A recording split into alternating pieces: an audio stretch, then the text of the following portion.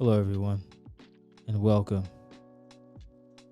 to SpitFireHipHop.com and the Spitfire Hip Hop Podcast. My name is Jimmy Lincoln, and I am the host of the show.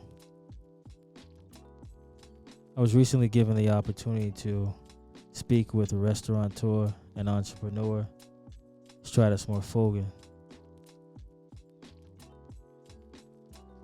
Following in the family's tradition of owning restaurants,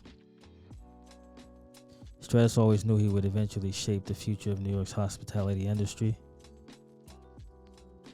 Stratis was nominated Entrepreneur of the Year in 1999 by Deloitte & Touche for bringing New York's famed Fulton Fish Market to the internet with the creation of FultonStreet.com in 1997. Stratis won numerous awards in customer service for that endeavor, which was highlighted in the New York Times best-selling book Customers.com by Patricia Sabo. Stratis was the partner and owner of several establishments in New York, including Club Rouge, Gotham City Diner, Hilltop Diner, and Philippe Chow, to name a few. That would lead to the creation of Brooklyn Dumpling Shop most recently. I was able to ask Stratis about his upbringing, his childhood friends, and how he got into the restaurant business. That eventually led to a discussion about his new book titled A Disruptor, Streetwise Lessons for Entrepreneurs. Let's get into the interview and find out what Stratis had to say. What's going on, people? This is Jimmy Lincoln with SpitFireHipHop. Today we have a special guest, and correct me if I'm wrong. Stratis Morfogen is the last name, correct? Good job, yeah, Stratis Morfogen. Okay. Now, look, let me ask you before we get into you. You have a new book that's out now. But I want to ask you a question about your name. Now, Stratosphere is spelled a little different, but it's still Stratis. Does your name have any relation to that? Stratosphere being the second layer of the universe, kind of. Is that related to your name at all? How'd you get that name? No, so it's actually in Greece. You'll hear about the name Stratus. But the definition is above the clouds. It's a stratus cloud above the clouds. Okay. So it's atmospheric and more than it is anything else. Okay. But in Greece, you'll hear about it. It's kind of common. Well, that's sort of similar, right? I mean, it's close to if you're talking here. It's the root of it. Right. Yeah, That's Stradivarius, Stratosphere, it's all the root. Right. Yeah, I thought when my mom named me that, I thought it was like living hell, growing up in a town where everybody's name was Muffy and Biff, like in a real WASP community. But I got to tell you, I'm pretty happy with it now. I bet you are. So growing up, did you have a nickname or no? Stratus. Yeah. Okay. So you have the new book out. Yes. It's called A Disruptor, Streetwise Lessons for entrepreneurs from the mob to mandates.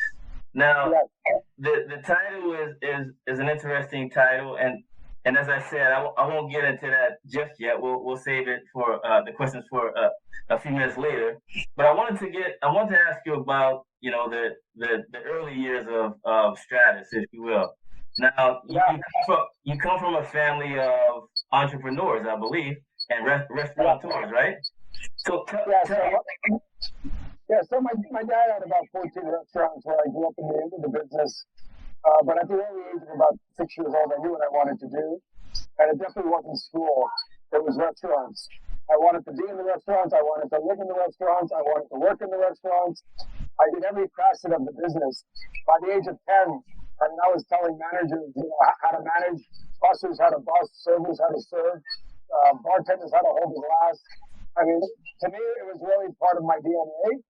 And that's, my father showed me the business. He didn't tell me that I had no choices, but I made my choices really early on. And especially when I got a little taste about going down to the Fulton Fish Market, like I say in my book, my mom was setting up a weekend vacation in Disney World to bring my brother and sister. And I said, well, Dad's got the truck this week. I'm going with him. I'm going to Fulton Fish Market. Now, how many 8-year-old, 10-year-olds say that? That they don't want to go to Disney World for the weekend, but they want to go to the Fulton Fish Market. That's the kind of kid I was. So as a kid, you didn't have any interest in Mickey Mouse, but you wanted to go to the fish market, huh? Yeah, I wanted to see the Streetwise Mickey Mouses. Mickey Mouse. I was in love with the street. I was in love with the street, or even before all these gangster films and all that. And that was real new to me. It was just so lively. There was a lot of energy. There was a bit of violence. There was a bit of you saw everything. Like when you're streetwise, you see a lot of things. And and I'm glad my father brought me up pretty fast. Putting me around those kind of surroundings. The Fulton Fish Market was a very high energy, kind of could be a dangerous place, and my father had no second guessing, bringing me around that type of environment, and for that I believe it made me very smart when it came to street sports. And I got to tell you, imagine going to the Fulton Fish Market where you see a guy didn't pay the $20 parking ticket to the local wise guy, and he pulls out an ice pick and puts it in the guy's tire. So he didn't pay the $20 to park his truck, and the cop is right there warming his hands on the fire in the garbage can, and then then I go back to 5th grade, and the policeman comes in and shows us how to be righteous individuals and how to report crime and how to do this, and I'm looking at him like, this guy's full of shit. I mean, come on. That's not what I saw. What I saw is a guy getting an ice pick in his tire, and you were standing there warming your hands up. Right, right. And listen, I respect NYPD, I respect the police, but I will tell you that, the way I was brought up, you can't read it out of a book. So you had a quite a different upbringing. At, what, 10 years old? Yeah. I knew everybody that ran the Fulton Fish Market by the age of 8. Now that Fulton Fish Market was pretty famous. It was run by the Genovese family, and basically it was completely mob controlled. But I didn't see like Ali Shades and all these guys as like mobsters. I saw them like extended members of my family. They would be sitting there warming their hands up in the fire garbage pits, at 4, 5, 6 in the morning, and just chatting with my dad. Hey, how's your uncle? The Morfogen family were pretty serious buyers in the Fulton Fish Market for about 5 decades, and they always treated my father and his brothers and my uncle and his cousins. They're probably the largest fish buyers from like the 50s to the 80s. And that gave a lot of respect, mutual respect. And, I grew up watching that. And then when you hear that, these guys are so-and-so, that really never registered to me. I just judged them on the character of how they treated me and how they treated my family. Right. And that's usually the case, right? 100%. You people who other people say do a lot of bad things, but to you, they're just a guy that bought you some ice cream, or that came to the restaurant and spent time and spoke with you. Yeah, and I will tell you that, and it came full circle when I started owning nightclubs in the 90s. Unfortunately in the 90s, if you had a hot nightclub, you had to decide what side of the fence you were going to be on. Were you going to have them as your partners or your enemies? And thank God I was surrounded by a few guys that, they always protected me, but never asked me for a dime. You don't really see that in any of the gangster movies. You always see like, if one guy's protecting you against another, it's like exchanging one devil for the other. And that wasn't my life. My life was I I had two friends that were pretty powerful and never asked me for a dime. And were always there to protect me just based on relationship and based on mutual respect. And, you know, my story's never been told before because what's interesting about my story is that these people are human, you know, and they're good and bad in every class, in every race, in every category. And when you want to segment someone as a mafioso or this or that, and there are a lot of bad ones. But fortunately, I was surrounded by really good guys. And I called them uncles, and they were like, they were really extended family to me. No, that's good. I mean, and that had to have been, eye opening for you as a young kid to see some of the things that you saw, and then some of the things that you learned. So talk about what you learned with those guys as far as business and how that transitioned into, you opening up restaurants and nightclubs and that sort of thing. What was that education like? And how much of that did you transition into, if you will, an upstanding business? Yeah, I'll tell you. So the theme of my book was, I was partners with the mob. I was partners with the Wall Street Fortune 100 CEOs. And I also dealt with a lot of issues with politics, especially the last 3 years, for all the corruption that they created in small businesses by shutting us down without following the science. But that's a whole new show.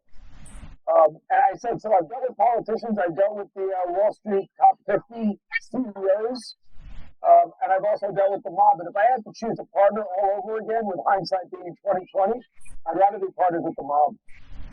It's amazing, man. You think of what's said about politicians and what's said about the guys on Wall Street and how they're upstanding people, but from the mob, the guys who are really the good guys, right? They're the thugs. Why? Because they have an Ivy League education. They're the thugs. Right. It's funny. One of the guys I'm talking about was like the head of Credit Suisse, and I always said that Credit Suisse was run by a bunch of thugs. And look at it now; it's collapsing. You can't look at things on the surface and come up with a real strong outlook on anything unless you peel the onion. Peel the onion, and you'll find the core, and you'll find out what someone's really about. And their education plays no part of it. No, that's true. That's true.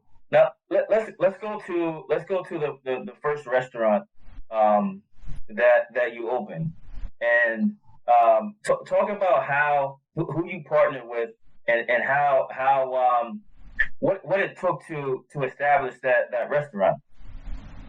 So I've been involved in a lot of restaurants. I created Philly Chow, Julon, Gotham Diner, Hilltop Diner. And I've always looked at any opportunity, and I've always basically dissected, deconstructed it, and then I've rebuilt it in the way that I think it should be. I reimagined what it could be, and by doing that, I've disrupted everything I've ever done since like the age of 8 years old. Everything I've ever done, I've disrupted the model. And it talks about that through my career. And I also say that, in my career, you have to embrace failure. And you don't get too many business books that discuss the word failure. And I think that's really, not what that's not what inspiration is about, but it is. Inspiration is about understanding the pitfalls and the failures, how to address them, and how to rebuild yourself back, and how to come back from such an obstacle. Because there's no path to success without failure. I don't care how successful you are in your life. Everyone has failed. Every entrepreneur has failed.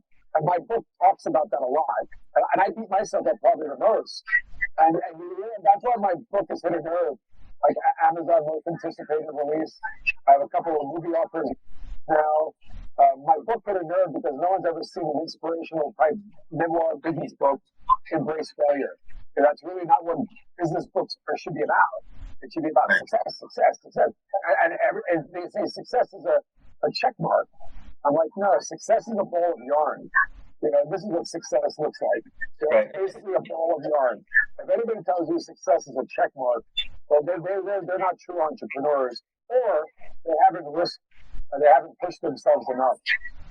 So I've had a lot of restaurants, I've had a lot of nightclubs, and for 20 years I've been being heard left and right that you should write a book about it. And that's where I came down to writing this book and talking about my trials, tribulations, creations, and how I've disrupted a few industries. And again, the book has been so well received. I've been so humbled by it. But Be a Disruptor has really been, it's got me now teaching at universities. And I appreciate the title too. You think about when you hear the word disruptor, it's not always it doesn't always have a positive connotation, right? A disruptor is, even when you talk about business or corporate America, someone who's a disruptor is a problem, right? But you've taken that and you flipped that, and you made it a positive. Talk about why you named why the title is Be a Disruptor. Well, like I said, it's not for everybody. When you disrupt things, you have to have a propensity for higher rates of failure. You will fail more in your opportunities, situations, projects. You will fail more when you disrupt the existing model. But when you hit it, you're not going to hit a single or a double. You're going to hit a grand slam.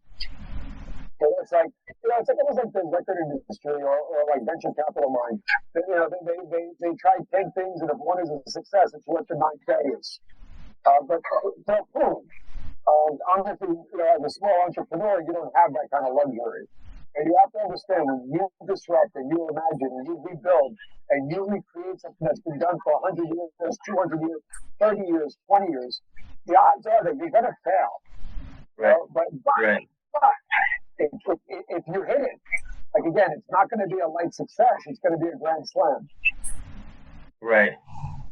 We're talking to Stratis Morfogen here on SpitFireHipHop.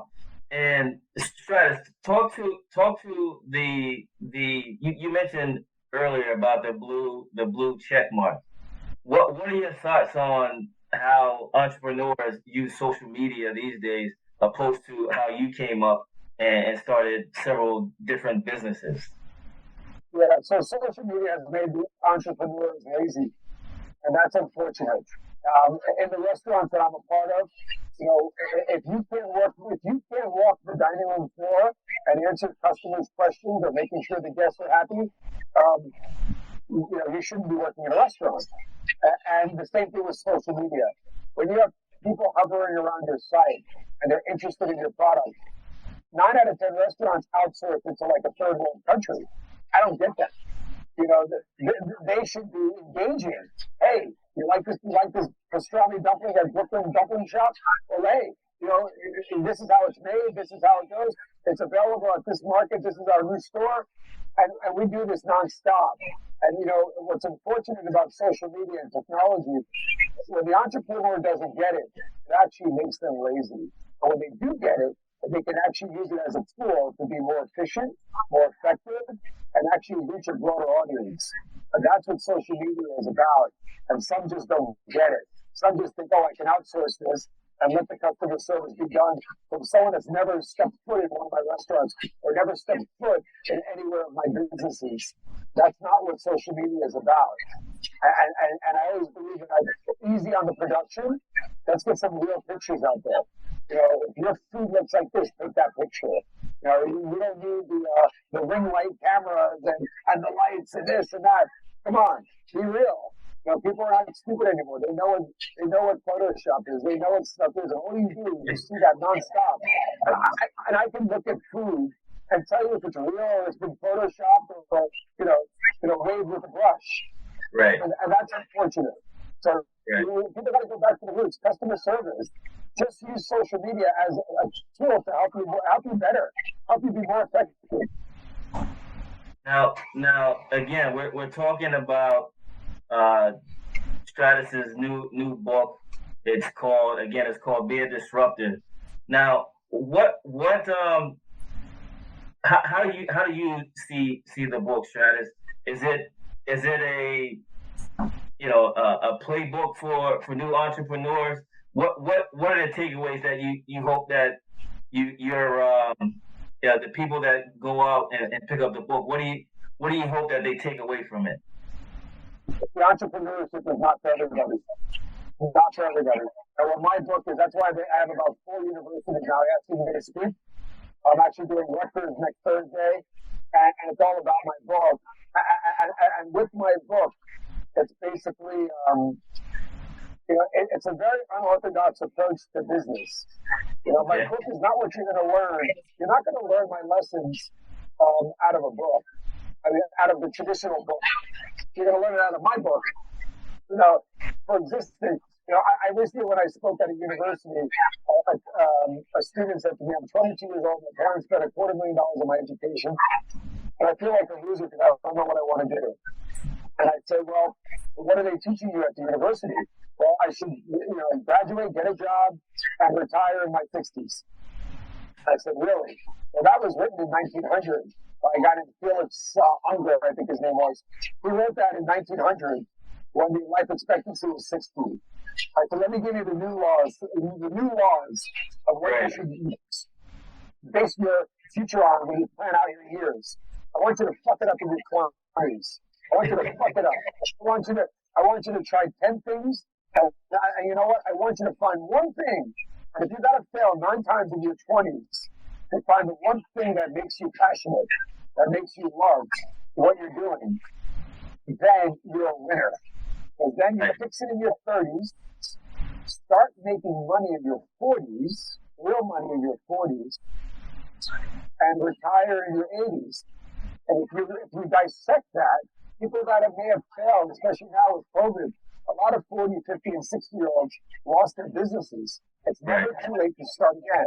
And that's my message. And that's what the theme of my book is. It's never too late. You got about 4,500 weeks on this earth.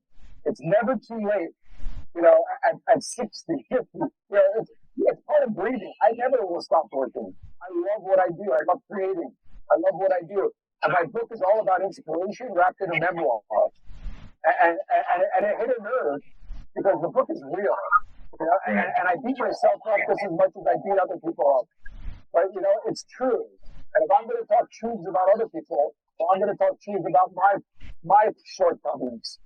And that's what I did with Be a Disruptor, is that, from students to, someone that wants to maybe get out of the corporate world and start their own business, they should read this book. And if you go on Amazon, you should just check the reviews out. The reviews have humbled me. The reviews are incredible. And one of the common theses is that this should be a movie. And thank God, I'm happy to say that we're going to probably announce it in the next couple of months, that it's going to be a movie. And it's a pretty big Hollywood studio that's, got an LOI out there. And I'm really excited about it. Now, did that studio? How did that studio come to you? Did someone at the studio read the book? How did that? Yeah, they read the book, and then when I was on the Drew Barrymore show, which was about 3 weeks ago, that just took it over the top. There are people have been hitting me left and right on smaller production studios about doing a docu-series, about doing an actual scripted, like Sex in the City with the dating. This is to like New York City business. Right. This is like New York City street smart business. Sex in the City was dating. This is just about a street smart kid that learned the streets and became an entrepreneur based on the street. Now, speaking of the movie, since you're talking about the movie, the docu-series, or some sort of television series, who I don't know if you gave us any thought yet, but who do you want? I know the question. who do you want to play you? It's funny. I've gotten that question so many times, and the funny thing is, I can't tell you what I think because actually it's in play. So I tell you what. I'm going to keep it to myself. Let me tell you who. Let me tell you who I think, and see if you agree with me. Maybe George Clooney. You're not the first one that said it, but he is not in play. Okay. But it's funny. But you are the third person that said that. Yeah, I can see it. I can definitely see it. And what's more exciting is who they're thinking of playing my father is one of my idols. So it's pretty exciting. That's pretty cool, man. That's definitely pretty cool. Now let me ask you. You know, we are hip hop, right? So let me ask you. You've had all these restaurants and tons of celebrities, probably athletes, actors. Um, give us a story that maybe you haven't shared yet about something that went on in one of your restaurants. You know, it's funny when American Food Child, Jay-Z, who loved the restaurant, and at the end of the night, he said, he goes, I love this. You're playing Grateful Dead to like hip hop, to like Pink Floyd. And I was pretty impressed by how knowledgeable he was about music, because I'm kind of a deadhead. And when you hear someone like that, he actually puts it in his lyrics, Grateful Dead. He said, well, this restaurant really moved me. I love it. I'm going to do something really special. And like 4 months later, that's when we had the Nextel phones. My phone beat the left and right. and it comes out, when the money's gone, I can die now. I got a reservation at Philippe. And the whole thing just blew up. Right. And then all of a sudden, Rick Ross, he's thinking Wingstop, I'm thinking Philippe. It was like nonstop. And I've always embraced the culture. The culture's always been supportive of me. And it just continues. And that's why I've always had a real connection, with the culture. Because to me, it's real people. It's a balance of education, street smarts, and passion. And I love that. And that's what I surround myself by. And I've always had a connection because all my restaurants have always been pretty well supported by the culture. And that's exciting for me. I'm extremely appreciated and humbled by it. No, that's pretty cool, man. And it's I think from my perspective, it's a sign of respect, right? So yep. Those artists put your restaurant in their songs because they feel like you're a good guy or whatever it is, but ultimately it's respect in my eyes. So that you know what? The word color should never come up. You judge people by the character that's under the skin. Case in fact, I've had so many family members rob me and rip me off, or just bad people. It's everywhere, good and bad. And it should have nothing to do with your religion. It should have nothing to do with the color of your skin. That shit makes me burn. Because you know what? My closest people, my closest friends, my business partners, I got Black and Chinese business partners. And I got to tell you, I wish society would take a snapshot of what we do, and I wish everybody could try to copy that and emulate the energy that we have and how we make this work. But basically, 3 cultures in one, and we all love each other like brothers. Right. No, that's good. I hope that that's in your movie or whatever the docuseries is. I hope that's that's 100%. expressed, right? Yeah. When Don Cummings and I and Dave Thomas, we created Brooklyn Dumpling Shop. We were changing the game with this Brooklyn Dumpling Shop. We've sold already 200 franchises around the world, and we were selling more and more. And it took pretty smart guys to come together and think about how can you do a contactless restaurant. And when we did that with Brooklyn Dumpling Shop, the whole thing exploded on us, and we got so many exciting things coming. Partnered with Patty LaBelle, we're bringing our dumplings now to Walmart. Okay. So it's all about networking with our friends. And I got to tell you, there's no better feeling in the world than to make money with your friends. Right. Now, if you will, talk about that menu because the Brooklyn Dumpling Shop is new, correct? It's your latest. So we opened it a couple of years ago.